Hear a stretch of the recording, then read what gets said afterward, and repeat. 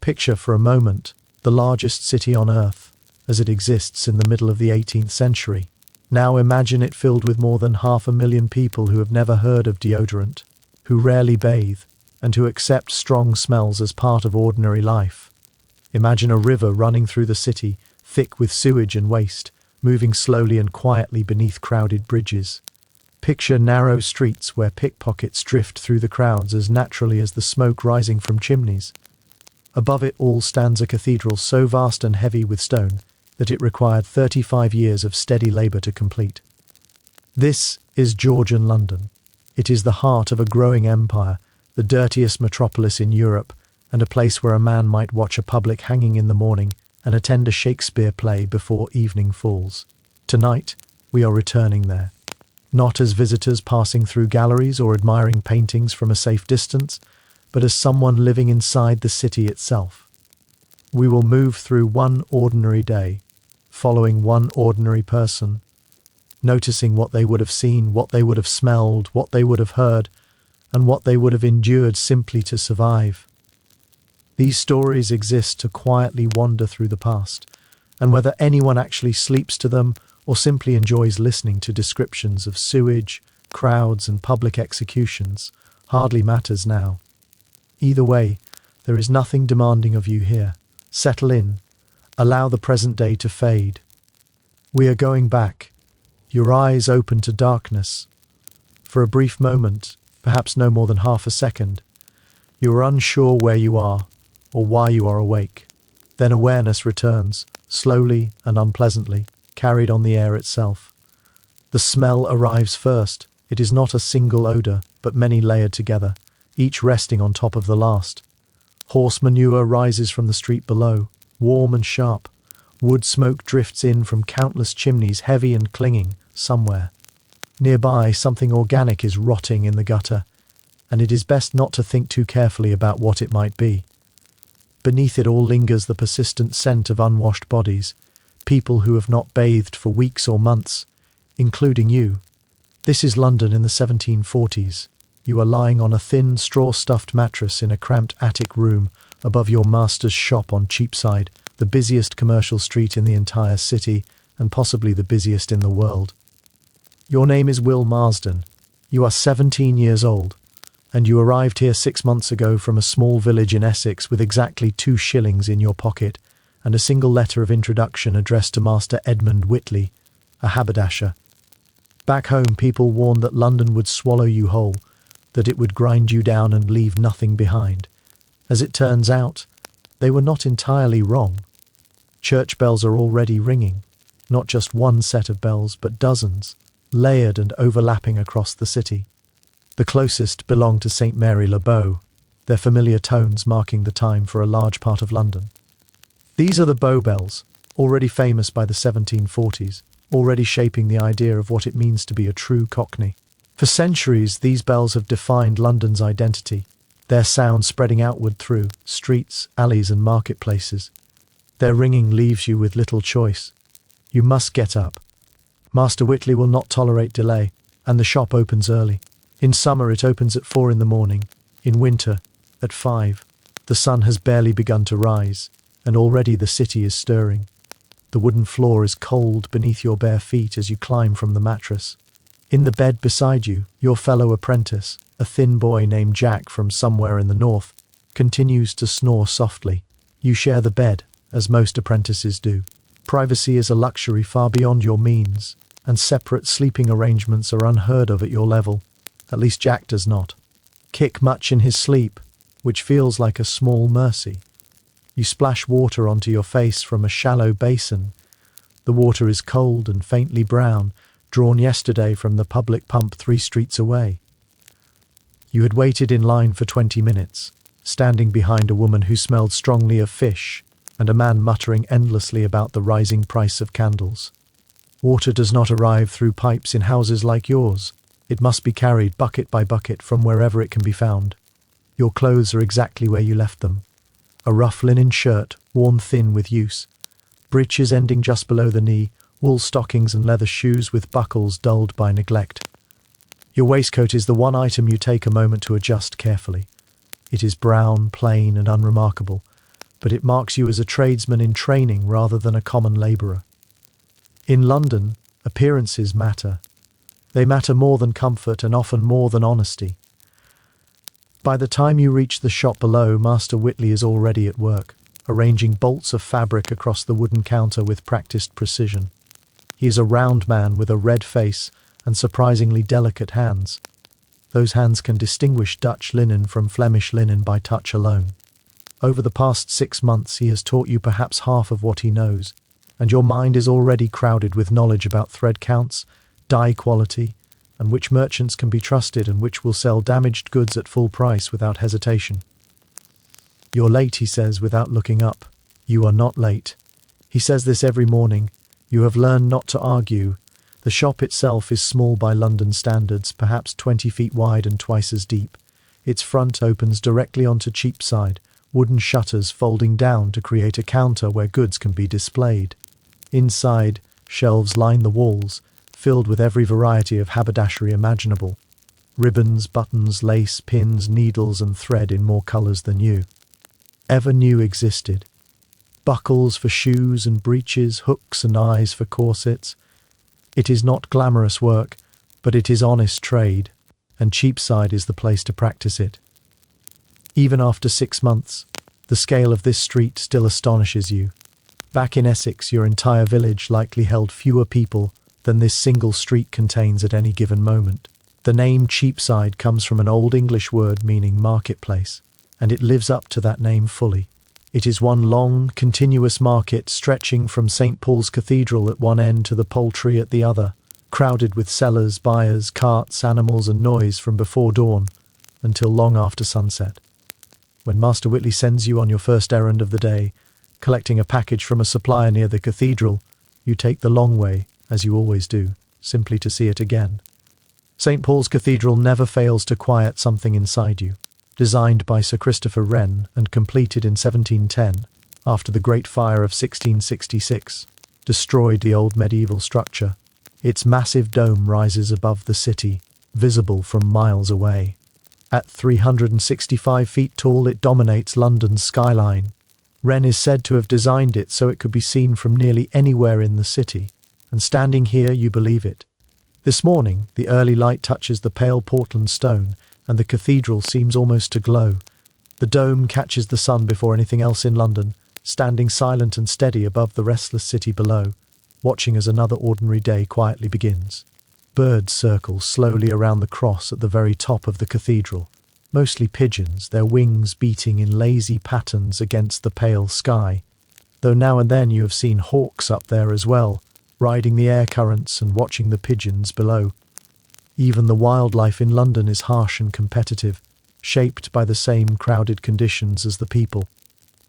You stand still for a moment longer, looking upward. A country. Boy gazing at the greatest church in England, and perhaps the greatest in the world. The men who built it were still alive when you were born. Your own grandfather might have stood somewhere nearby, watching stones hauled upward by ropes and pulleys. It is not ancient history. It is recent, solid, and real. But you cannot stand there forever. The package will not collect itself, and Master Whitley expects efficiency. Around St. Paul's, the streets are already filling, and crowded in Georgian London means something very different from what it will mean in later centuries. This is not a matter of weaving politely between passers-by.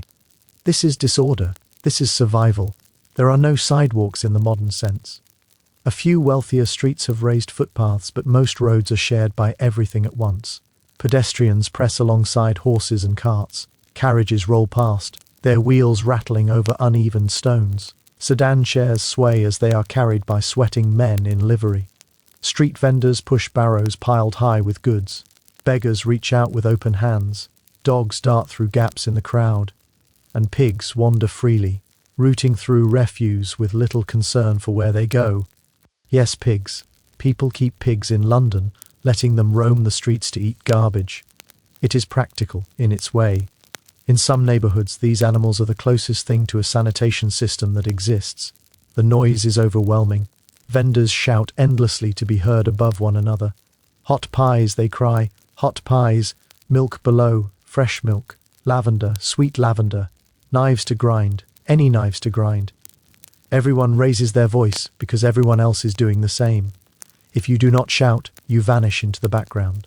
Beneath it all is the constant clatter of cartwheels on cobblestones, the sharp rhythm of horses' hooves, the squealing of pigs, the barking of dogs, and the low, ceaseless murmur of thousands of conversations happening all at once. You have mostly learned how to move through it. The rule is simple. Never stop moving, and never make eye contact with anyone who looks like they want something from you. Because everyone in London wants something. As you walk, a woman approaches with a basket of oranges balanced on her arm. She might be honest. Oranges arrive from Spain and Portugal, and there is good money in selling them on the street. But there is also good money in distracting a country boy while a partner lifts his purse from behind. You do not carry a purse. Everything you own is back at Master Whitley's shop. Still, you shake your head and keep walking. The woman turns smoothly to her next potential customer. The supplier you are visiting keeps his shop near Ludgate Hill, along the road that slopes downward from St. Paul's toward the Fleet River. The Fleet is barely a river anymore. It has become something closer to an open sewer, dark and sluggish. Authorities have been trying to cover it over for years, and parts of it already disappear beneath buildings and streets. But here, near where it meets the Thames, it is still visible. And more importantly, it is still very much smellable. The odour hangs thick in the air, sour and heavy, catching in your throat before you can stop it. The package is ready when you arrive.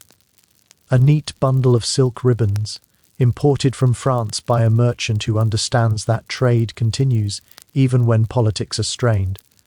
Relations with France are complicated, as they always seem to be, but money has little interest in national rivalries. On your way back, you choose a narrow alley to save time. This is always a risk.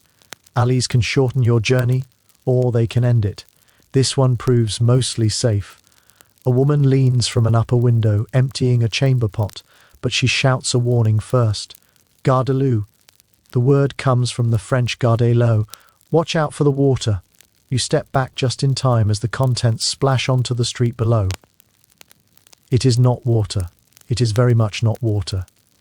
The streets are built with a central gutter meant to carry waste away. In theory, everything flows toward the river. In practice, most of it sits there until rain comes hard enough to move it along. You have seen things in those gutters that you prefer not to remember. Dead animals, human waste, and sometimes objects that might once have been human themselves. London is not gentle. It does not soften itself for anyone. And yet, despite all of this, you are beginning to love it. Back in Essex, every day was the same. You knew everyone and everyone knew you. Your future was already written. Farm work until you were old enough to take over your father's holding. Marriage to someone from a nearby village. Children who would grow up to repeat the same life. London is different. London is possibility. The merchant who owns the silk ribbon shop began as an apprentice just like you, and now he owns 3 properties in the city. The coffee house owner on Cheapside once jumped ship as a sailor with nothing but the clothes he wore. Master Whitley himself came up from Kent as a young man, and now he is a freeman of the city, allowed to vote, serve on juries, and call himself a true Londoner. That could be you. That is the dream. 7 years of apprenticeship, followed by work as a journeyman earning wages, save enough money, prove your skill to the guild. And one day, perhaps, open a shop of your own. Take on apprentices, build something lasting. It happens. Not often and not for everyone. Most apprentices fail. They fall into trouble, fall ill, or simply cannot endure the pace and pressure of the city. They return home poorer than they arrived, but some succeed. And this is the only city in England where success like that is even possible. With the package delivered, you return to the shop just as the morning rush begins. Cheapside is famous for many things, but above all, it is famous for shopping. This is where London comes to buy. Trades cluster together along the street. Haberdashers line one stretch, goldsmiths occupy another. Mercers, dealing in finer fabrics than yours, have their own section. If you want silk, you know exactly where to go. If you want pewter, there is a street for that. The city organizes itself by commerce, each trade flowing quietly into the next as the day continues to unfold. If you want a wig, and nearly everyone does, even those who cannot quite afford a good one, there are wig makers clustered together near the poultry. Wigs are symbols of respectability here, markers of status and seriousness, and even modest people feel incomplete without one. The customers are already arriving as the morning deepens. A merchant's wife enters first, her posture careful and composed, a servant trailing behind her to carry whatever purchases are made.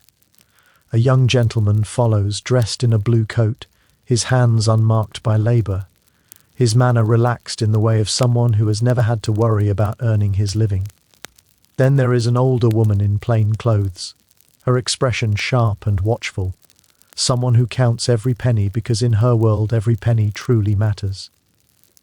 Master Whitley takes the wealthier customers himself. You are left with the penny pinchers.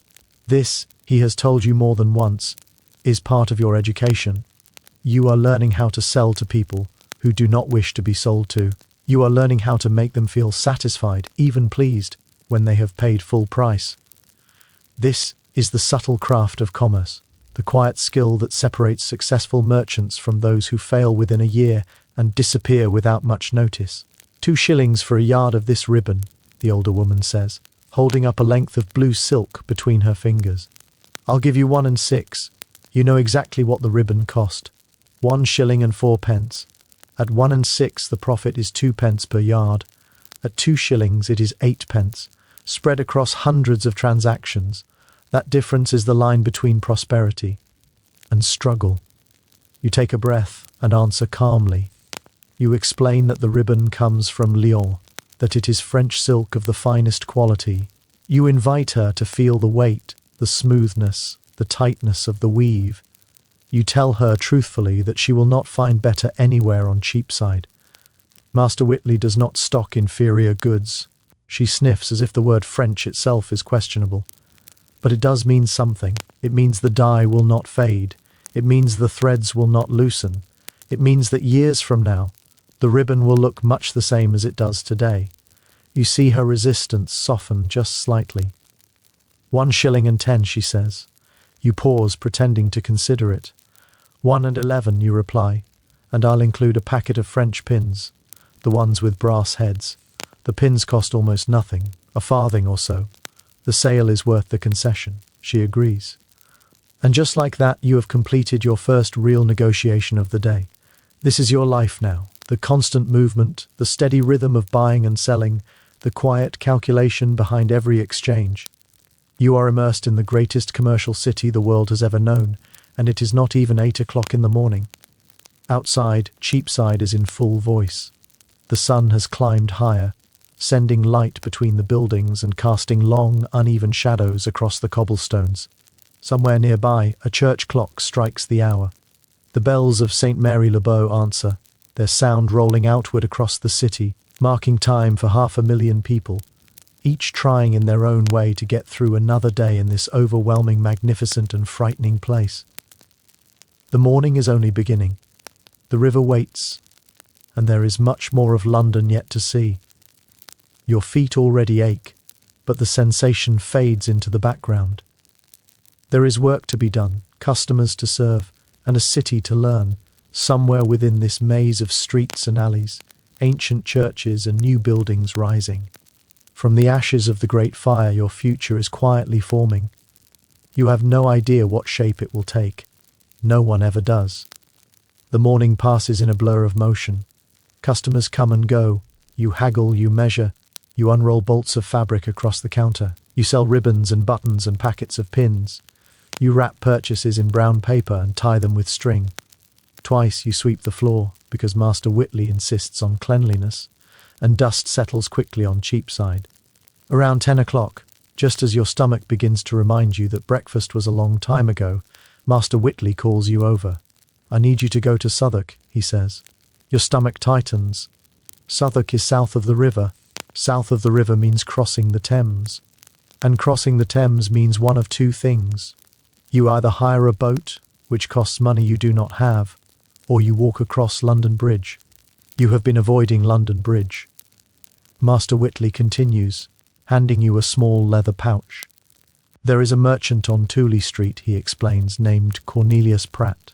He deals in bone buttons. These are samples Pratt sent over last week. You are to tell him the quality is acceptable, but the price is robbery. Offer him 2/3 of what he is asking. He will counter. Do not go above 3/4. Master Whitley looks at you until you repeat it back. 3/4, not a penny more. He nods, and then he adds that you should take the bridge. The watermen, he says, are thieves. So that is decided. You head east along Cheapside, passing the goldsmiths with their bright displays, then the mercers with their fine silks arranged carefully in windows. The street narrows as you approach the poultry, which is exactly what the name suggests. Chickens, ducks and geese fill the area. Dead birds hang in shop windows. Live ones squawk from cramped cages. The smell of feathers, blood and raw meat mixes with everything else in the air. Beyond the poultry, the road becomes Lombard Street, then Gracechurch Street. The names change every few hundred yards in this city. You are walking almost straight the entire time, yet you pass through half a dozen streets before reaching the bridge. The crowds grow thicker as you near the river. Merchants hurry past with account books under their arms. Porters stagger beneath heavy loads. Women carry baskets of vegetables from the markets. Children dart through the crowd, running errands for a halfpenny. Beggars reach out silently. A man sells roasted chestnuts from a cart, the warm, nutty smell cutting through the air and making your empty stomach growl. And then you see it. London Bridge. From a distance it barely looks like a bridge at all. It resembles a street suspended above water. Buildings rise on both sides, 4 and 5 stories high, leaning inward as if pressing together, forming a narrow passage over the river below. The gaps between the buildings are so narrow that in some places rooms have been built connecting one side to the other. These enclosed spaces turn parts of the bridge into a tunnel, creating a covered street suspended directly over the Thames. London Bridge has stood here for more than 500 years. Not this exact structure in every detail, but the bridge itself. Sections have been rebuilt many times after fires, floods and collapses caused by the immense weight of buildings pressing down on the arches. Yet the foundation remains the same. The stone piers driven deep into the riverbed have been here since 1209, unmoved and unyielding. Your great-grandparents and their grandparents before them walked across this same crossing, and for centuries it has been the only place near London where a person can cross the Thames on foot. There was talk of another bridge at Westminster, but the watermen opposed it fiercely for decades. 10,000 men make their living ferrying passengers back and forth across this river. A bridge would allow people to cross for free, and they fought hard to prevent it. They lost that fight only recently. Westminster Bridge finally opened in 1750, but that is far to the west, and meant mostly for wealthy people travelling to Parliament. Ordinary Londoners use London Bridge. You join the slow-moving stream of people entering from the north side. A gatehouse marks the entrance, though the gate itself stands open during daylight hours. Above it, mounted on iron spikes, are skulls, old ones, weathered and grey. They are the remains of traitors once displayed here after execution. The practice has mostly ended, but no one has bothered to remove the skulls. They remain in place, staring down at everyone who passes beneath them. This is London Bridge. The roadway is narrow, perhaps 12 feet wide, and that space must serve everyone at once. People moving in both directions, shopkeepers extending displays out from their doors, sedan chairs forcing their way through. Occasionally a cart attempts the crossing, adding to the strain. The result is confusion. Almost immediately you are pressed into a crowd moving at the speed of cold honey.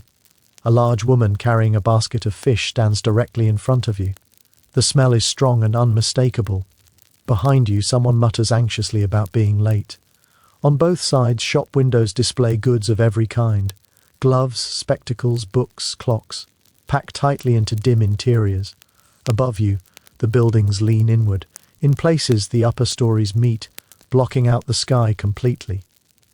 Even in the middle of the day, it is dark here. Candles burn in shop windows despite the hour. The noise is constant and overwhelming. Shopkeepers shout to attract attention. Customers haggle loudly. Hundreds of feet shuffle over wooden planks. Somewhere ahead, raised voices signal an argument. Though you cannot see what is happening, you cannot see much of anything. The crowd is too dense. Then everything stops. The crowd halts all at once. You are pressed against the woman with the fish basket, and she turns to glare at you as though this is somehow your fault. A voice from ahead shouts that a cart is stuck. A wheel has come off. A groan ripples backward through the crowd. A stuck cart on London Bridge can halt traffic for an hour or more. There is nowhere to move it, no side streets, no room to turn around. When the bridge is blocked, it stays blocked until the problem is solved. You have a merchant waiting in Southwark and a narrow margin for negotiation. So you do what an apprentice does. You look for another way. Between two buildings, you spot a narrow passage. It leads to a stairway going down. A sign above reads 3 tons stairs. Stairs on London Bridge mean one thing: a way to the river. You squeeze through the passage, passing a woman selling hot pies and a man who might be a pickpocket or might simply be lingering. The stairs descend steeply. Wooden steps, slick with damp, and something else you choose not to consider too closely, lead down between the buildings to a small landing at water level. And there is the Thames. You have seen it before, of course. No one lives in London without seeing the river. But usually you see it from above, from the embankment, a wide band of brown water dotted with boats. From down here, wedged between the massive stone piers of London Bridge, it feels very different. The water roars. The bridge acts like a dam. 19 stone piers, each as wide as a house, block most of the river's flow. The water must force itself through the narrow arches between them. When it does, it speeds up violently. At certain tides, the water level can drop 5 feet from one side of the bridge to the other. The current through the arches can reach 8 or 9 miles per hour. Fast enough to capsize a boat, fast enough to kill. The watermen have a phrase for it: shooting the bridge. To travel by boat from one side of London Bridge to the other, you either disembark, walk across, and hire another boat on the far side, or you find a waterman willing to shoot the bridge with you aboard. Watching the water thunder through the arch beside you, that option seems like madness. A call comes from your left. A waterman in a small wherry pulls up to the landing. He has the look: weather-beaten skin, arms thick as rope, several missing teeth. These men live on the river. Their trade is passed down through families generation after generation. "Southwark?" he asks, seeing your hesitation. You ask the price. "6pence," he says. You laugh, truly laugh. 6pence to go 200 yards. You offer 2pence, 4pence, and tell him you are doing him a favour. The bridge, after all, is blocked. You tell him you will be an hour getting across if you stay on the bridge. He nods. He already knows. The shouting from above makes it clear that the cart is still stuck, wheels broken or jammed beyond easy repair. Nothing on London Bridge moves quickly once it stops. You offer 3pence. He pauses, squints at you, pretends to weigh the offer. Then he nods once. Done. Get in. The wherry is about 20 feet long, narrow and built for speed rather than comfort. A simple bench runs across the middle for passengers, and there is space at the stern for the waterman and his oars. You step carefully into the boat. It rocks immediately under your weight. Water sloshes in the bottom, reminding you how little separates you from the Thames below. Just a few inches of wood stand between you and the river's brown, churning surface. The waterman pushes away from the landing and begins to row. His strokes are long, steady and powerful, the movements of someone who has done this every day for most of his life. The wherry slices through the water faster than you expect. You glance toward the arches of London Bridge and ask whether he plans to go through. If he intends to shoot the bridge in this small boat, you would rather know now. He laughs, showing his missing teeth. On a flood tide, he says, maybe. But he is old, not tired of living. He will row east to Battlebridge Stairs, and from there you can walk to Tooley Street. Relief washes over you, followed by confusion. There is another bridge then, a wooden toll bridge a little upstream, nothing like the massive stone structure you just left behind. He adds that he could row you all the way to Southwark Stairs, but that would cost 6pence. You decide to keep the 3pence option.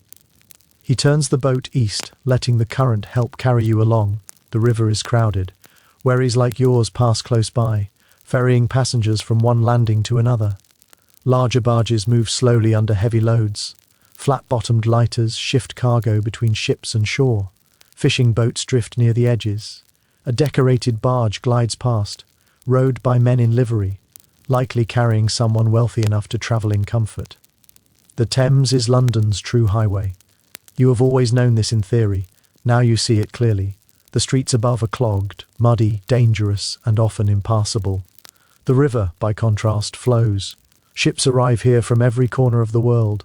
Sugar from the Caribbean, tea from China, tobacco from Virginia, cotton from India, slaves from Africa, though that is not something spoken of politely. All of it comes up the Thames through the Pool of London, unloaded at countless wharves and warehouses lining the banks. As you drift along, the Tower of London passes on your left.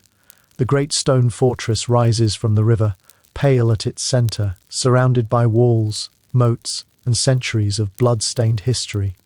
Prisoners once arrived here by boat through Traitor's Gate. Some left the same way, bound for execution. Others never left at all. In 1740, the tower is quieter than it once was. It still serves as a prison, still houses the crown jewels, still holds a garrison of soldiers.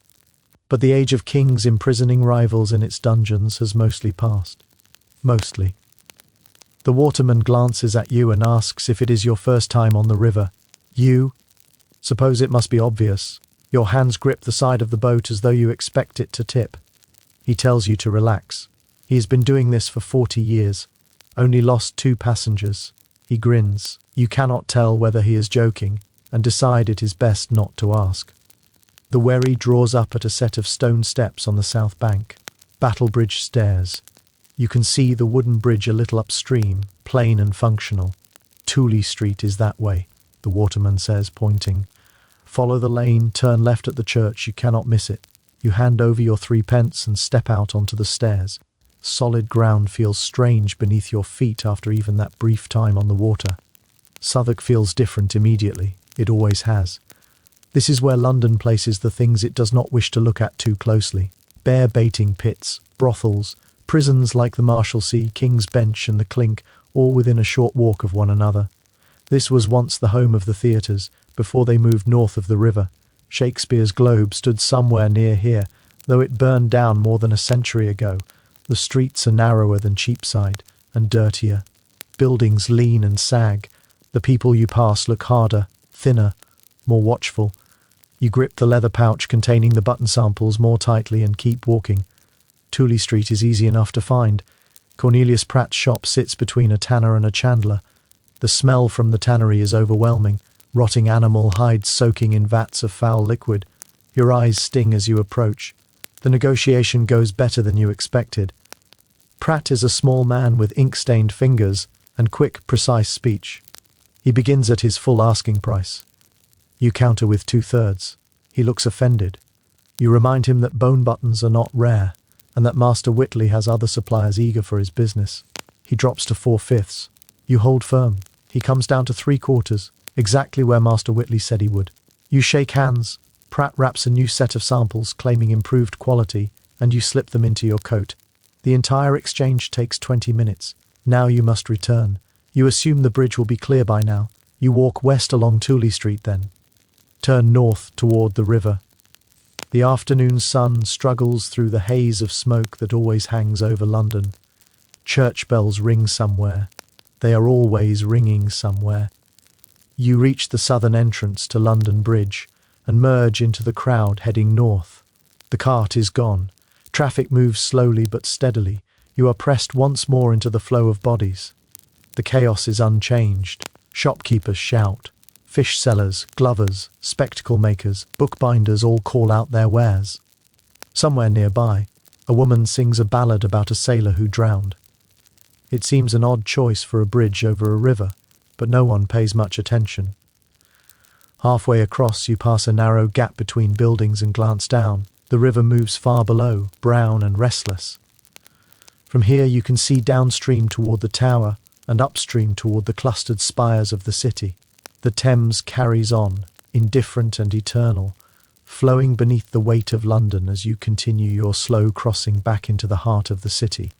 Boats fill the river in every direction, hundreds of them, perhaps thousands, moving steadily upstream and down, each carrying goods or people or both. Together they form an endless procession, the quiet, constant motion that keeps London alive. Everyone knows this bridge will fall one day. The buildings above are far too heavy, the foundations beneath are repaired again and again. Every few years an arch cracks or shifts and the city holds its breath, waiting to see if the whole structure will finally give way and sink into the Thames. But not today. Today it holds. You step off the bridge onto the north bank, back into the city proper, just as the afternoon church bells begin to ring. 3 o'clock. You have been gone nearly 4 hours. Master Whitley will ask questions, the button samples will answer them, and somewhere along Cheapside, someone is likely waiting to buy ribbons or lace or something equally small, but necessary to keep the city's vast economy turning. You crossed the Thames and returned alive. You negotiated with a Southwark merchant and came out ahead. You rode in a wherry and only embarrassed yourself a little. For a boy from Essex who arrived just 6 months ago, it feels like a quiet success. The afternoon stretches ahead. Master Whitley examines the button samples without ceremony. He does not praise you directly, that is not his way. But when you tell him you settled at 3/4 of the asking price, he nods. He turns the buttons over between his fingers, testing their weight, checking their finish. Then he nods again. Pratt is improving, he says. These might actually sell. From Master Whitley, that is high praise. The shop is calm now. The mid-afternoon lull has settled in. The morning rush of housewives and servants is long past, and the evening crowd will not arrive until work ends. For a short while, Cheapside exhales. Master Whitley tells you to get something to eat. You have earned it. Be back by 4. You do not need to be told twice. There is a pie shop 2 streets over that sells a mutton pie for a penny. The mutton is mostly mutton, probably. You have learned not to think too closely about such things. In London, asking too many questions about food rarely improves the experience. The pie is hot and greasy and satisfying. You eat it standing up, leaning against a wall, watching the street move past you. A sedan chair passes by, carried by 2 men in matching livery. Through the open side you glimpse a woman's face, powdered white, a small beauty mark painted on her cheek. She does not look at you. People like her do not look at people like you. You finish the pie, wipe your hands on your breeches and notice that you still have some time before you must return. So you walk east along Cheapside, past the shops you know well, past the poultry with its constant squawking and fluttering feathers, and into the area around Cornhill. This is the financial heart of London. Perhaps the financial heart of the world. The Bank of England is somewhere nearby, though you have never actually seen it. What you do see, rising above the surrounding buildings, is the Royal Exchange. You have passed it before, but you have never gone inside. Apprentices do not usually have business at the Royal Exchange. The men who trade here deal in sums that would make Master Whitley's entire yearly income seem insignificant. They buy and sell entire ship cargoes. They insure voyages that last years. They trade shares in companies that own plantations on the far side of the world. Still, no one stops you from looking. The building is enormous. 2 stories of stone arcades surround an open courtyard. The original Royal Exchange burned in the Great Fire of 1666. This one, rebuilt, is grander than what came before. Above the entrance, a statue of Charles II gazes down at the people passing beneath. Grasshoppers are carved into the stonework everywhere, the symbol of the Gresham family who founded the Exchange in 1565. You step inside and find yourself in another world. The courtyard is packed with men, hundreds of them, standing in clusters. They talk, argue, gesture, scribble notes and shake hands. They are dressed better than anyone you have ever seen. Silk coats in deep colours, waistcoats embroidered with gold thread, wigs that must cost more than you will earn in an entire year. These are the merchants who run the British Empire, and they conduct their business right here, in the open air, twice each day. The noise rolls over you like a wave. Everyone speaks at once. As you walk slowly along the edge of the arcade, you catch fragments of conversation. Prices for tobacco. Ships lost near Madagascar. Sugar markets weakening. Bengal cotton flooding Europe. It feels like standing inside a beehive. Every conversation is about money, about goods crossing oceans, about risk and profit, and the steady turning of global trade. A bell rings somewhere above. Immediately the crowd rearranges itself. Men leave one group and join another. New discussions begin. The trading day is divided into sessions, each marked by bells, each devoted to different kinds of business. You do not know which bell this is or what it signals, but everyone else does. They have been living this rhythm for years. The covered walkways around the courtyard are lined with shops unlike anything on Cheapside. These are places for wealthy men. Fine maps and navigation instruments, books on subjects you cannot pronounce, luxury goods from distant places. Above, in offices tucked into the galleries, are the rooms of Lloyd's of London, where insurance men wager on everything imaginable. Ships, warehouses, lives themselves. In this city, almost anything can be bought, sold, or insured. You stand there for 10 minutes, perhaps a little more, simply watching. A boy from Essex, not yet 17, quietly observing the men who move the world. None of them notice you, and eventually, without ceremony, you turn away, carrying the image of it all back with you into the ordinary rhythm of the street.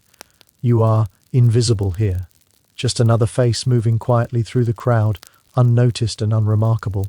For a while, that suits you perfectly. Then, unexpectedly, someone notices you. The voice comes from your left, casual and curious. Looking for work? You turn to see a man perhaps 30 years old, dressed well but not extravagantly. His clothes suggest comfort rather than display. He looks at you with an expression that could be amusement, or calculation, or perhaps a bit of both. You tell him you are an apprentice, a haberdasher on Cheapside. His expression shifts slightly at that. "Ah," he says, "so you are only here to look." You feel your face warm with embarrassment. You explain that you had a few spare minutes and wanted to see what the place was like. He laughs, not unkindly. "It is like this every day," he tells you, "except Sundays, and it all falls apart whenever there is bad news." From overseas, he recalls a day when word arrived that the Spanish had seized a merchant ship out of Cadiz. Chaos, he says. Men openly weeping, real tears, over sugar. He shakes his head at the memory. Sugar. Cargo worth more than the ship that carried it, and uninsured because someone had tried to save money on the premium. When you deal in commodities, he explains, a single piece of bad news can ruin you completely. He looks at you with something like pity and advises you to stay with haberdashery. It is boring, he says, but at least you will not wake up ruined because a Spanish captain decided to act like a pirate for a day. Then he disappears back into the crowd, and you never learn his name. Outside again, the air feels cleaner, at least by comparison. It is still London air, thick with cold smoke and the smells of countless people living close together. But after the intensity of the exchange, even Cornhill feels almost calm. You know you should return to the shop, but there is still time. Directly across from the exchange, you notice a coffee house. Jonathan's Coffee House. You have heard of it. Everyone has. This is where the stockbrokers gather, men who buy and sell shares in joint stock companies, the South Sea Company, the East India Company, ventures in Africa, America, and places you know only from stories. You cannot afford coffee. 2 pence for a cup is far beyond your means, but you can afford to step inside and look. No one stops you. The smell reaches you immediately. Coffee, yes, but also tobacco. Hundreds of clay pipes smoked at once, creating a haze that hangs in the air like fog. Beneath that, the heavy smell of men who have been sitting in the same room for hours, drinking, smoking, and arguing. The room is crowded. Every table is full. Men lean over cups, newspapers spread before them, speaking in low voices that occasionally rise into loud debate. The newspapers are the important thing. Coffee houses are where people come to read the news. Most cannot afford their own subscriptions, but the coffee houses take in several papers. For the price of a cup, a man can sit and read as long as he likes. Along one wall, a man stands on a chair, reading aloud from a printed sheet. News of a ship arriving from the Indies. The men around him listen closely, already calculating what it means for prices and profits. Information moves through London's coffee houses like blood through veins. A rumour heard at the exchange in the morning reaches every coffee house by midday. By evening it has crossed the river. By the next day everyone knows. You do not stay long. You do not buy anything. The serving girl gives you a disapproving look as you leave, but you are not the first person to wander in just to see the place, and you will not be the last. Outside, the church bells strike 4. You run. Cheapside is not far, but Master Whitley said 4, and Master Whitley means 4. You weave between carts and sedan chairs, nearly collide with a woman carrying cabbages, leap over a pig rooting through rubbish in the gutter. Your lungs burn from the effort and from the foul London air. You slide through the shop door 1 minute past 4, breathless and sweating. Master Whitley is with a customer. He glances at you and says nothing, but you notice the slight tightening around his eyes. 1 minute late is still late. You take your place behind the counter, breathing as quietly as you can, waiting for the lecture that will come once the customer leaves. The customer is a young woman accompanied by an older one, likely her mother. They are examining lace, the good lace, the lace Master Whitley keeps locked in the cabinet behind the counter. French lace that costs more per yard than you earn in a month. The young woman holds a piece up to the light and remarks that the Brussels lace is finer. Master Whitley replies calmly that Valenciennes lace holds up better to washing. If the lady intends to wear it often, he recommends Valenciennes. The mother studies the prices and frowns. If she intends to wear it only once for her wedding lace, the most expensive purchase most women ever make. Master Whitley's eyes brighten, though his face remains composed. For a wedding, he explains gently, one wants the finest quality, something that becomes an heirloom, something a daughter wears, and her daughter after her. You watch as he works. He is not merely selling fabric, he is selling a future, a story, a sense of permanence. He shows sample after sample, describing lace-making regions, techniques, traditions. By the time the women leave, they have spent more money than you will earn in the next 3 years. Master Whitley wraps the lace himself, ties it with silk ribbon, and bows them out like a courtier. Then he turns to you. 1 minute late, he says. Yes, sir, you reply. I'm sorry, sir, where were you? You could lie. You could say you were stuck behind a cart. That happens often enough on Cheapside to be believable. Or you could say you somehow got lost, despite having lived here for 6 months. That too might pass. But Master Whitley has a way of knowing when you are lying, a quiet certainty that makes dishonesty feel pointless. And you know from experience that the punishment for lying is always worse than the punishment for telling the truth. So you tell him the truth. You say you went to the Royal Exchange and to Jonathan's coffee house, just for a minute, just to see. He looks at you for a long time, his face gives nothing away. You went to the Exchange, he says. Yes, sir. And Jonathan's. Yes, sir. He says nothing more. The shop feels very still. Outside, Cheapside continues its endless noise, carts rattling, voices calling, footsteps passing. But inside there is only the two of you, the quiet shelves of fabric, and the weight of what you have admitted. Then Master Whitley does something unexpected. He laughs. Not loudly, just a brief breath of sound, a small shake of the head, but unmistakably a laugh. When I was your age, he says, I used to sneak over to the Exchange whenever I could. I stood there like a fool, watching the merchants, imagining I might become one of them someday. You stare at him. This is the most personal thing he has ever told you. You ask him, carefully, if he did, if he became one of them. He gestures around the shop. The bolts of cloth, the ribbons, the buttons, the modest space on Cheapside, respectable, orderly, but far from grand. I became this, he says, a tradesman, a haberdasher. I will never stand on the floor of the Exchange as anything other than a spectator. But I own my shop. I employ 2 apprentices. I pay my debts on time and keep my reputation clean with the worshipful company of haberdashers. That is its own kind of success. He looks at you then. Really looks at you. Perhaps for the first time since you arrived. You are not a bad lad, Will. You did well with Pratt today. 3 quarters, just as I said. Not everyone can manage that. Some of my previous apprentices would have given in at 4/5 and called it a victory. You do not know what to say. He tells you to get back to work. And next time you wander, he adds, leave yourself more than 1 minute to return. He turns away and begins straightening the fabric on the shelves. The conversation is finished. But something has shifted. A small wall between master and apprentice has cracked, just a little. You have seen a glimpse of the boy he once was, the dreamer who slipped away to watch merchants, the young man from Kent who came to London with nothing and built something solid.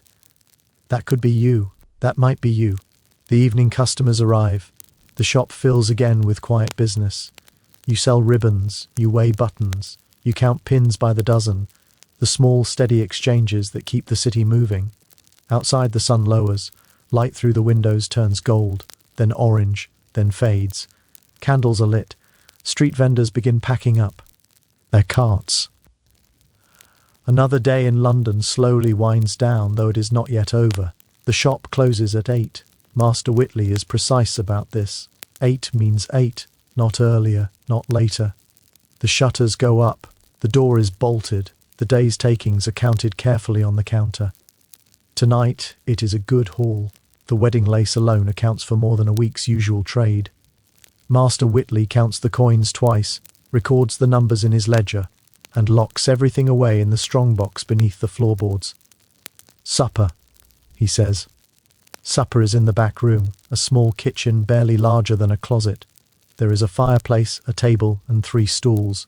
Mrs. Whitley has prepared boiled mutton with turnips. The meat is tough. The turnips are bland, but there is plenty of it. You eat until you are full, which is more than could be said for many meals back in Essex. Whatever else your apprenticeship may be, you are fed properly here. Jack sits across from you, eating quickly. He has been here 3 years longer than you. He knows where the loose floorboard is, which suppliers can be bargained down, which ones take offence. He knows the difference between Master Whitley being in a good mood and merely pretending. You went to the exchange today, he says, not bothering to make it a question. Word travels fast. Master Whitley mentioned it. Jack grins and says you have ideas above your station. He also says Master Whitley told him you did well with the button merchant. That too, Jack shrugs. Just do not get cocky. Pratt is easy. Wait until you deal with the silk importers. They will ruin you if you let them. Mrs. Whitley clears her throat. She does not approve of language at the table. Jack mumbles an apology and returns to his food. After supper comes the evening routine, cleaning the shop, preparing for tomorrow, making sure the fabric is properly stored, ribbons sorted by colour, buttons arranged by size. It is dull work, necessary work. A messy shop loses customers. Master Whitley has said this thousands of times. By 9, everything is finished. Master Whitley and his wife go upstairs. Jack stretches, yawns, and announces he is going out. Ale, cards, maybe a girl, if luck is kind. He looks at you and asks if you are coming. You should say no. You should go upstairs to the attic and sleep. Tomorrow begins at 5 as always, and you will feel it if you stay out late. But you are 17. You have been in London 6 months, and you have seen very little beyond this shop and the streets between here and your work. Yeah, you say, I'm coming. The Feathers is a tavern 3 streets over, tucked into a narrow alley off Bread Street. From the outside it looks almost empty. A wooden door, a faded sign with a bundle of feathers, a single candle burning in the window. But inside, it is full. The noise reaches you first. Laughter, shouting, the clatter of tankards on wooden tables. And then the smell. Ale, tobacco and bodies pressed too close together. The ceiling is low, blackened by decades of pipe smoke. The room is maybe 30 feet across. Every table is full. People stand along the walls, drinks in hand, talking over each other. Jack knows everyone. He pushes through the crowd, exchanging greetings, slapping backs. He leads you toward a table near the fire, where a card game is already in progress. This is Will, he says, gesturing at you. New apprentice. Don't cheat him too badly. The men at the table glance at you. A butcher's boy with 4 arms like ham hocks. A printer's devil with ink-stained fingers. Another man, hard to tell if he is a clerk or a cut purse. Can he play? The butcher's boy asks. He can learn, Jack says. The game is called Put. You've never played before, but it is simple. 2 or 3 cards dealt. Highest card wins. Some small betting on the side. A penny here, a penny there. By the end of the first hour, you are down 6p. 6p is a lot when you earn only a few shillings a week. I'm out, you say, pushing back from the table. Smart lad, the printer's devil says. Most new players lose their entire week's wages before they learn when to quit. Jack stays in the game. He does better than you. He reads faces, knows when someone is bluffing. You leave him to it and make your way to the bar. The ale is cheap, watered, but wet and cold. After the heat of the card table, it tastes like something rare and precious. You find a spot along the wall and drink slowly, watching the room. London nightlife. This is what it looks like. In a corner, a man tells a story to an attentive audience. Something about a voyage to the Indies, a storm, a near drowning. Likely half lies, but nobody cares. Two women argue near the door. Their voices rise and fall, sometimes punctuated by laughter. A fiddler tries to play in another corner, but he is drunk and the tune wanders. And everywhere people drink. Not just ale, gin. You've heard about gin. Everyone has. The drink of the poor, the desperate, the lost. A penny buys enough to get you drunk. 2 pence, enough to forget your name. Straw for free.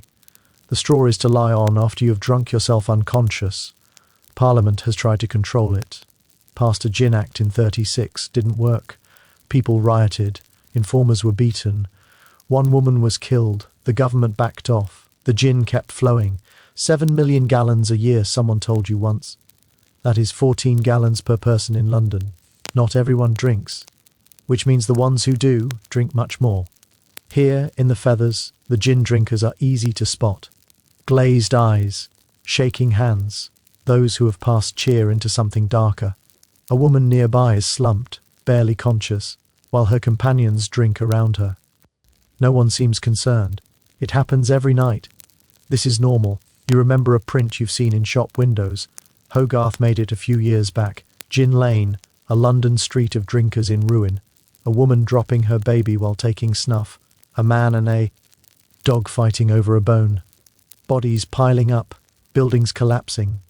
A moral lesson about the evils of drink. Standing here watching these people, you realize Hogarth was not exaggerating. Another print, Beer Street, prosperous. Everyone drinks ale, people are healthy. Buildings are solid, commerce thrives. Ale is English and wholesome, gin is foreign and destructive. You glance down at your tankard of ale, good English ale. This is another face of London, hidden behind commerce and bright streets. The desperation that lingers beneath. People working 16 hours a day, still hungry. Mothers dosing babies with gin to quiet them. Workers drinking their wages before reaching home. You finish your ale. You do not order another. You notice the clerk, or cut purse, from the card game. Up close you can see his clothes are too fine for a clerk. The fabric's good quality, but his eyes are too watchful for an honest man. Early morning, you say, aren't they all? He tilts his head, studying you. You work for Whitley? Yeah. The haberdasher. That's right. Good shop, good reputation. He's done well for himself. A pause. Ever want to make some real money? Come find me. Name's Crouch. Ask around. People know where to find me. Before you can ask what kind of money, he drifts back into the crowd. You already know. Every shop on Cheapside loses merchandise. Some walks out the door in quick fingers. Some handed back to men like Crouch to sell elsewhere. You're not desperate. Not yet. Finding Jack takes a while. He's moved from the card table to a booth in the back, deep in conversation with a young woman whose dress says she isn't particular about her companions. You catch his eye, gesture toward the door. He waves you off. Fine. You'll walk back alone. The street outside is black. Really black. No street lamps, no gas, no electric bulbs. If the moon is out, you can see. Tonight it's hidden behind clouds. A boy appears at your elbow, maybe 12, carrying a torch made of bundled sticks dipped in pitch. A link boy. He works the streets at night, hiring himself out to light the way for anyone who will pay. How much? Penny to Cheapside. Reasonable. You hand over the coin. The boy sets off, torch held high, a circle of orange light pushing back the darkness. The streets look different at night. Shadows fill the gaps between buildings. Shapes move in doorways. Sleeping beggars, footpads waiting to rob? You don't know. The link boy walks confidently, knowing the maze of alleys. You pass a gin shop, steps leading down into darkness, a faded sign. A woman sits on the steps, head in her hands. Sleeping, passed out, dead? You don't know. The boy doesn't glance, he's seen it all. Further on, a narrow court. A group of men huddle over something on the ground. Cards, dice, something else entirely. One looks up as your torch passes. Scarred, weathered, unfriendly. You look away and keep walking. You do this every night? You ask. Most nights. Good money if you know the streets. Dangerous, he shrugs. Learn which corners to avoid. Which gangs control which territory. Stay in the light. Keep moving. Don't carry anything worth stealing. Footpads slit throats for 6 pence. Press gangs drag you to a ship. Resurrection men. He stops. Resurrection men, body snatchers. They dig up fresh corpses for surgeons. Fresh bodies fetch 8 guineas or more. Sometimes they make their own. You walk a little faster. The link boy notices, grins. Don't worry. Resurrection men don't bother living folk. Too much trouble. Corpses don't fight back. Not as reassuring as he thinks. Your clothes are plain. You've got maybe 3 pence left. Not worth robbing. But someone desperate enough. Footsteps behind you. More than one. The link boy hears them too. Pace quickens. Walk faster. Don't run. Running makes them chase. You do as he says. Your heart hammers.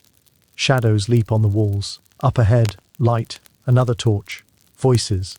A group of men emerges from a tavern. Laughing, drunk but numerous. Safety in numbers. The footsteps behind fade. Whoever followed decided against it. Close one, the link boy says. Hands shaking slightly but voice steady. They usually give up if there's a crowd. Does that happen often? Often enough. Around the final corner, suddenly, Cheapside. Familiar shop fronts. The shuttered windows of Master Whitley's. Home. You hand the boy an extra halfpenny. He grins, surprised, grateful, and disappears into the darkness. The door is locked, but Jack showed you the trick on your first week. Loose board, just big enough to slip through into the back room. Master Whitley probably knows. Never said anything. You ease through the gap, place the board, move through the dark shop to the stairs up to the attic. Your bed is waiting. The straw mattress that seemed so uncomfortable now feels like luxury. You lie down without undressing, too tired to bother. Outside, London hums in the night. Taverns will stay open for hours. Gin shops never close. Somewhere out there, Jack is probably still drinking, chasing that girl, making choices that might or might not catch up with him. Somewhere out there, footpads prowl the dark streets. Link boys light the way for strangers. 500,000 people are trying to survive another night in the greatest city in the world. You close your eyes. Tomorrow is another day. Another 5 wake up. Another round of ribbons and buttons and lace. Another set of customers to charm. Suppliers to negotiate with. Streets to navigate. But that's tomorrow. Right now, in this moment, you're warm, fed and safe. You survived your first real night out in London. You gambled, you lost, but not too badly. You've seen the darkness and made it home. That is enough. The sounds of the city fade as sleep pulls you under. The last thing you hear is a distant church bell striking 11. 2 more hours until midnight, 6 until dawn. And then it all starts again. Morning comes too soon. The church. Bells pull you from sleep at 5. Your head feels thick from last night's ale, but there's no time to linger. Jack is already up, splashing water on his face, looking annoyingly fresh for someone who stayed out far later than you did. Good night? You ask. He grins, says nothing. That's answer enough. The morning passes in a blur, washing, dressing, a breakfast of bread and small beer. The shop opens at 7. Customers trickle in. Buttons for a tavern keeper's wife. Ribbon for a milliner's assistant. A dozen packets of pins for a boarding house proprietor. Mid-morning, Master Whitley calls you over. I need you to make a delivery. Leicester Fields. You've heard of it, but never been there. It's in the West End, where the fashionable people live. A different London entirely from Cheapside. Master Whitley hands you a wrapped parcel, surprisingly heavy for its size. This goes to number 31, a painter named Hogarth. Don't spill it, don't get lost, and for God's sake don't drop it. 3 months of specialty thread he's ordered. And he's already paid. William Hogarth. You've heard of him. The man who made those prints about gin and beer, morality paintings that hang in half the print shops in London. Famous.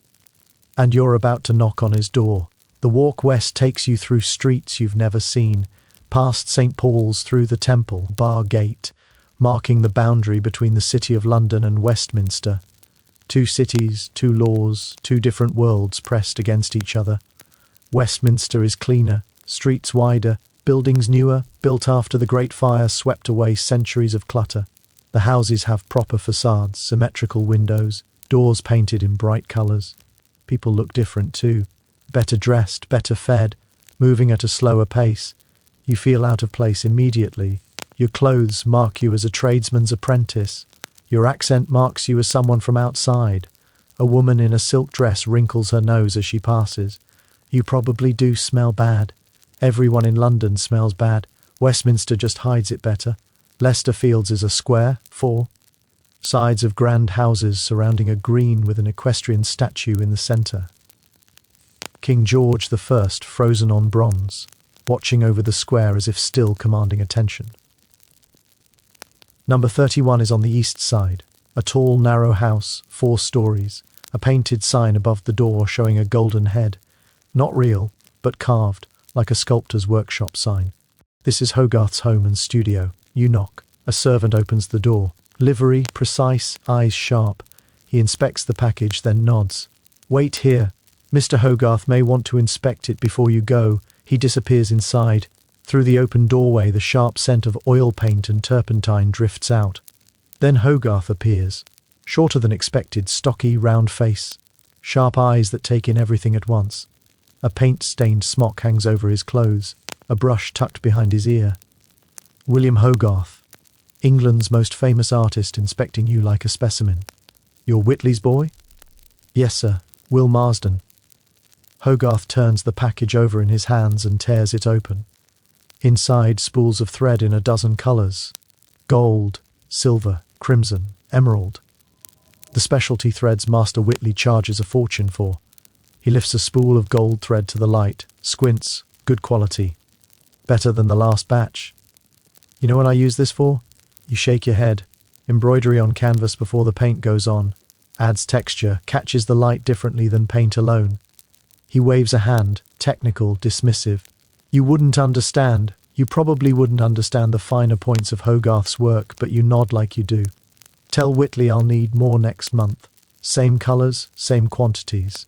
And tell him to stop overcharging me. I know what this thread costs in Amsterdam. Yes, sir. Hogarth starts back inside, then pauses, glances over his shoulder. You've seen my prints, Gin Lane, Beer Street, all that? Yes, sir. Everyone has. What do you think of them?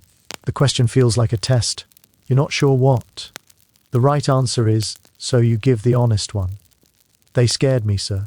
When I first came to London, they made me think this city would eat me alive. Something shifts in his expression, almost a smile. Good. That's what they're supposed to do. Scare some sense into people. He nods, more to himself than to you. Safe travels back to Cheapside, Will Marsden. Try not to let the city eat you. The door closes. You linger a moment, processing what just happened. You just talked to William Hogarth, had an actual conversation, and he remembered your name. That's worth more than a sixpence lost at cards. Since you're in Leicester Fields, you take a few minutes to look around. Master Whitley said not to dawdle, but he didn't say you couldn't observe. And there's plenty to see. The square is busy with a different kind of traffic than Cheapside. Sedan chairs carry wealthy passengers from house to house. Ladies walk arm in arm, trailed by servants carrying parcels. Gentlemen in powdered wigs discuss whatever it is gentlemen discuss. Politics, horses, or both. At the north end of the square, a small crowd has gathered. You drift over. A street performer, a man in a motley coat, juggles balls while standing on one leg. A monkey sits on his shoulder, wearing a tiny hat. Every few seconds the monkey snatches a ball mid-air. The juggler pretends surprise. The crowd laughs. This is West End entertainment, more sophisticated than the bear-baiting pits south of the river, less exclusive than the theatres and opera houses where tickets cost more than you earn in a month. The juggler adds more balls. The monkey steals more of them. A woman nearby laughs so hard she nearly drops her parasol. The hat comes around. You drop in a farthing. The juggler nods. The monkey tips its tiny hat. Walking back toward the city, you take a different route than the one you came. Your path passes St. James's Square. You slow down just to look. This is the pinnacle of aristocratic London, dukes, earls, prime ministers in houses so grand they make Leicester Fields look modest. The square has been transformed by a bridgeman, a royal gardener. An elegant basin, 150 feet wide, sits at the centre, surrounded by stone obelisks bearing lamps. The ironwork probably cost more than Master Whitley's entire shop. Before Bridgman, the square was muddy, neglected, embarrassing for such prestigious addresses. Now it's immaculate. The wealthy have a way of making things nice for themselves. You don't linger. An apprentice boy standing too long here attracts attention. You file it away in your memory. Another piece of London, another reminder of the distance between the bottom and the top. South through Haymarket, past the shuttered Opera House, past the Charing Cross where once the bodies of traitors were displayed on spikes. Now just a busy intersection. You cut through Covent Garden, the market district, London's fruit and vegetable supplier. The square is packed with stalls, apples, pears, cabbages, turnips, carrots with the dirt still on them. Bundles of herbs scent the air, almost pleasant amid London's usual smells. Covent Garden isn't just produce. Around the edges, coffee houses host writers and poets, arguing ideas. Print shops sell pamphlets on every topic imaginable, and working girls drift over from the lanes around Drury Lane, seeking customers among the morning crowds. London doesn't hide its vices, it just separates them. You pause near a stall selling oranges. Real oranges, shipped from Spain or Portugal. Bright spots of colour in the grey morning, sweet, sharp, utterly foreign. Too expensive for you, but you can smell them from 3 feet away. "Orange, sir, fresh this morning," calls the seller. A young woman, maybe your age, quick smile, quicker hands. Orange sellers are famous. They work the theatres too, walking the aisles during performances, selling fruit, and sometimes other things. Nell Gwynn started as an orange seller before she caught the king's eye and became his mistress. 100 years ago, but people still talk about it. The girl who sold oranges and ended up in a palace. You continue walking, absorbing every detail, filing it away, the scents, the colours, the sounds. This is London, and it is alive, rich, cruel, and full of stories waiting for someone to notice. "Wake up, Will. Up, up." Jack shakes you harder than usual. You groan, swat at him. Try to pull the straw mattress over your head, but he's relentless. "Master Whitley said you're needed at the shop early today. Something about a special order." "Come on, lazy bones." You sit up, rubbing your eyes. The attic window lets in pale morning light. The streets outside are still quiet. Fog curling along Cheapside. Horse hooves clattering softly against cobblestones. A baker calling the day's first rolls. You dress quickly, tie your breeches and waistcoat, and follow Jack down the stairs. Master Whitley is already at the counter, examining a bundle of letters and packages. "Will," he says without looking up, "Hogarth needs more thread. Gold, crimson and silver. He's due by 10. You nod, grab the packages from the shelves, wrap them carefully, double-check the counts and set out into the morning. The city is waking. Smoke rises from chimneys, mingling with the faint scent of bread baking. Street vendors shout their wares. Turnips, fresh turnips, oranges imported today. Horses clop along the narrow streets, and the occasional sedan chair rattles past. You navigate around carts and pedestrians, the parcels heavy in your arms. By the time you reach Leicester Fields, the West End is alive with a different rhythm from Cheapside. Gentlemen stroll with purpose. Servants in livery follow closely behind, and women in bright silks chatter in small groups. You spot Hogarth's house easily. The painted golden bust above the door, the scent of oil paint and turpentine in the air, and the familiar servant in livery who no longer looks quite as suspicious. "Good morning, Will," the servant says, taking the parcels. "Mr. Hogarth will inspect these before you go." Inside, the studio smells stronger than ever of oil and varnish, brushes scattered across tables and sketches pinned to the walls. Hogarth appears, smock dusted with paint, a brush still tucked behind his ear. "Ah, Will Marsden," he says, examining the thread. "Just what I need. Gold, crimson, silver, all accounted for." He inspects a spool of gold in the light. "Perfect quality. Tell Whitley he's doing well by me." And Will. "Honesty matters more than flattery, as you already know." You nod, feeling a quiet pride. This is not just a delivery, it's a step further into the city, a small connection to the world above Cheapside. Hogarth waves you off, and you make your way back through the West End, taking in the early morning energy, the squares and streets full of people already on their way. Back in Cheapside, the streets feel familiar again. You slip through the alleys, past the vendors, past the carts, and into the shop just as the bell above the door chimes 7. The day begins again. Customers arriving, ribbons measured, buttons counted, pins packed. But in the quiet moments when you're wrapping a parcel or arranging lace, your mind drifts back to Leicester Fields, the theatre at Drury Lane, and the layers of London you've glimpsed. The city is vast, complicated, sometimes terrifying, sometimes dazzling, and you, apprentice from Essex, are starting to see your place in it, one careful step at a time. The carts roll to a stop. The crowd surges closer, craning to see. The condemned are helped down, their feet touching the ground for the first time in hours. Some stumble, weak from the journey and the fear. Guards hold them upright. The chaplain murmurs prayers, his voice barely audible over the chatter of the crowd. You notice the subtle differences in each prisoner. Tom Whitmore, the highwayman, is calm now, almost theatrical in his composure. He tips his hat to the crowd, as if he's performing one last time. The woman who murdered her husband trembles, her eyes wide and darting. The man who poisoned his partner looks hollow, staring at nothing. Real people, not stories, not ballads, real. Jack nudges you.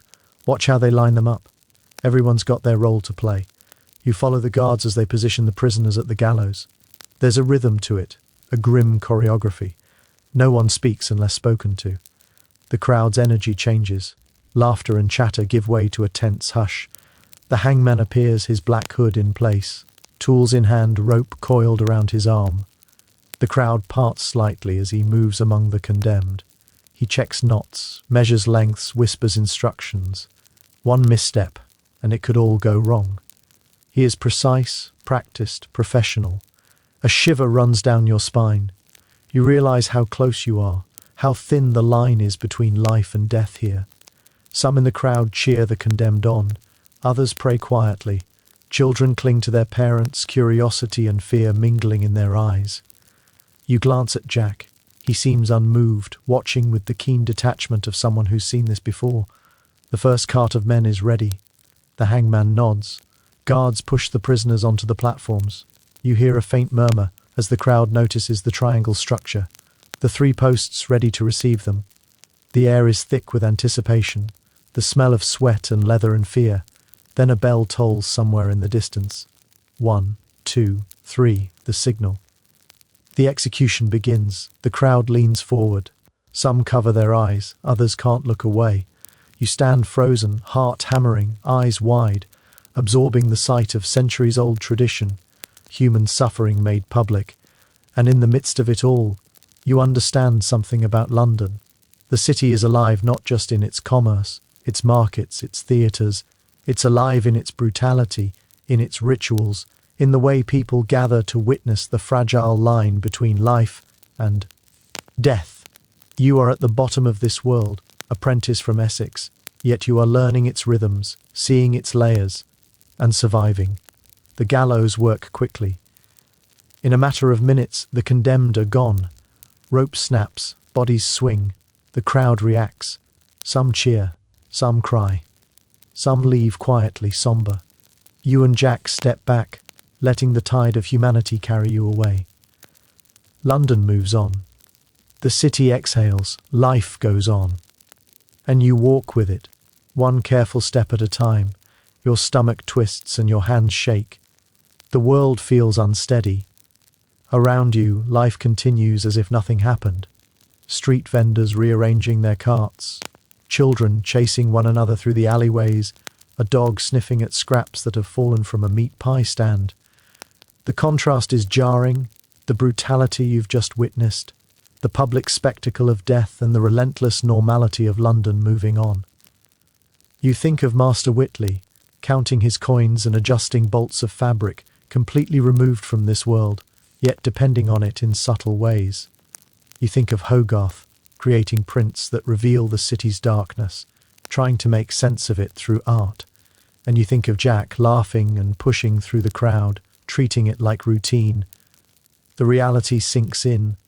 London is layers upon layers, each with its own rules, each with its own cruelty.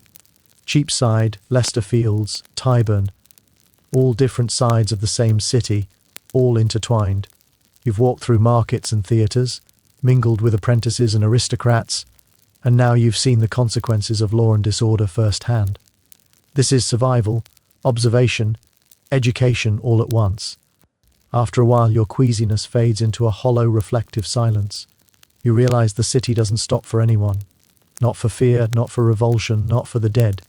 You've seen something most apprentices never would. You've lived through it, and that counts for something. Slowly you push yourself away from the wall and make your way back through the streets. The smells are different here, less overwhelming, less suffocating. People are still bustling, carrying on as if the gallows never existed. And in that, there's a strange kind of lesson. London endures. Its people endure. And perhaps you will endure too. By the time you reach Cheapside, the sun has dipped low and shadows stretch across familiar shop fronts. The city has moved on without waiting for you to catch up. You climb through the loose board into the back room of Master Whitley's shop. The familiar smell of fabric and thread is grounding. The straw mattress in the attic never looked so inviting. You lie down, exhausted, stomach still unsettled, mind buzzing with all you've seen. Outside, London carries on its endless rhythm.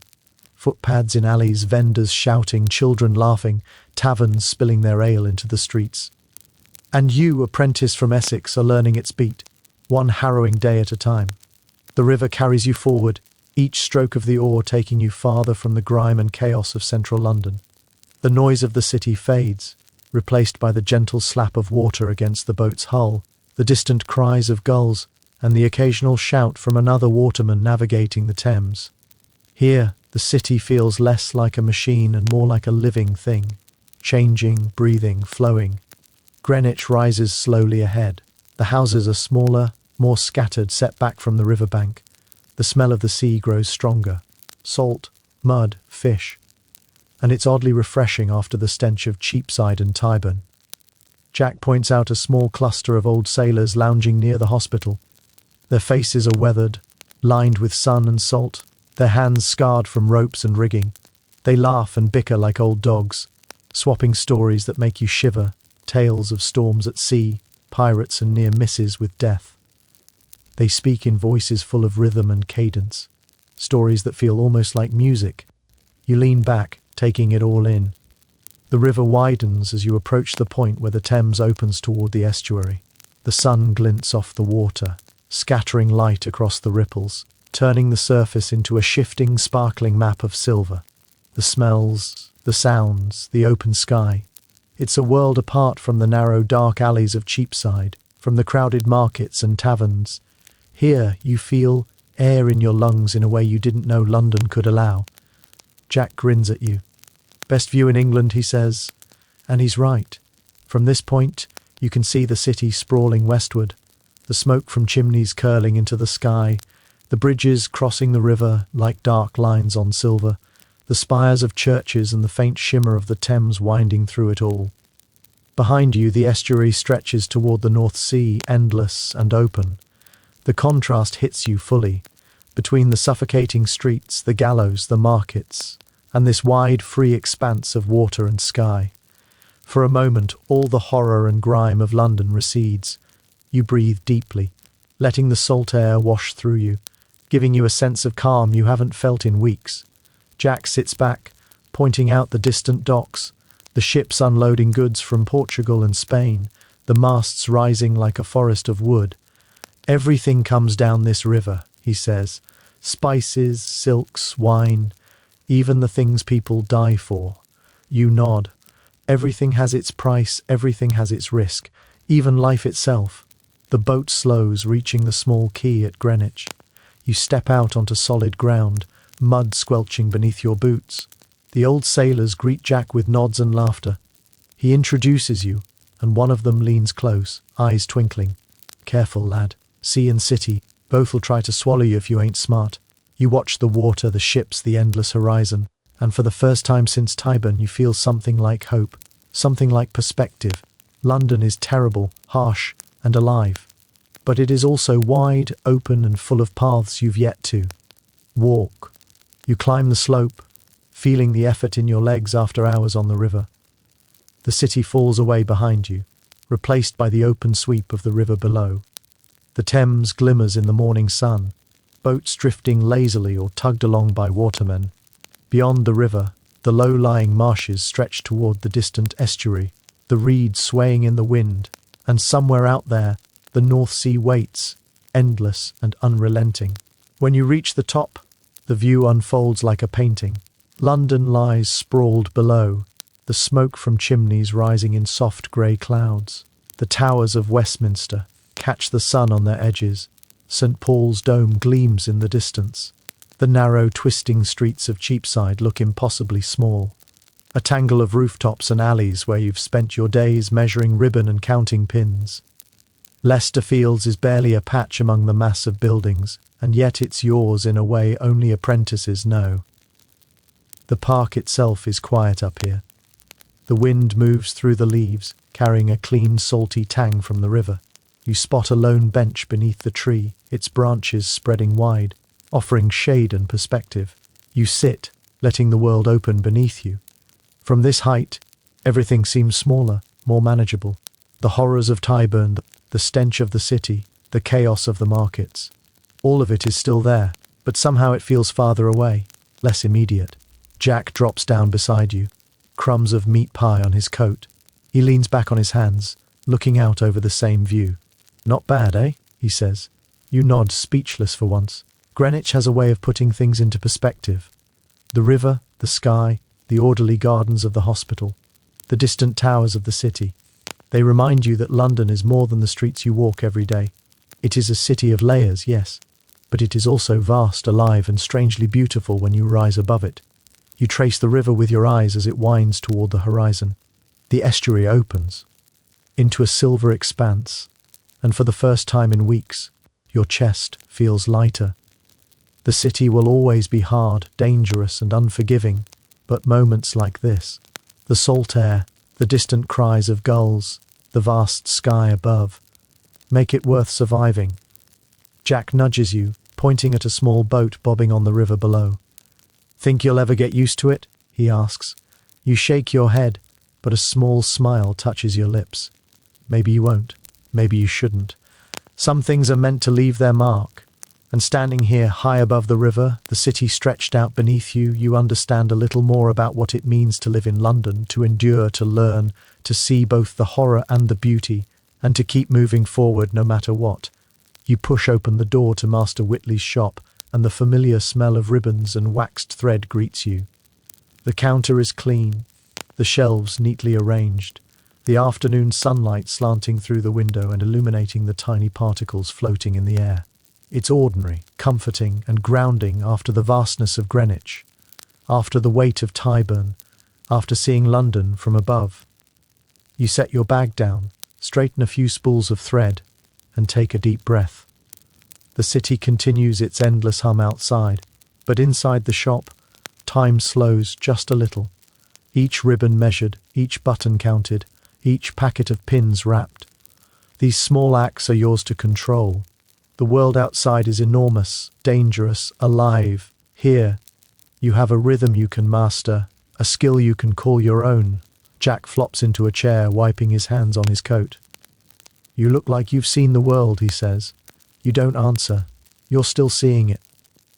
London stretching out below Greenwich Hill, the river catching the sunlight, the sprawl of streets and rooftops, the ships heading toward distant lands.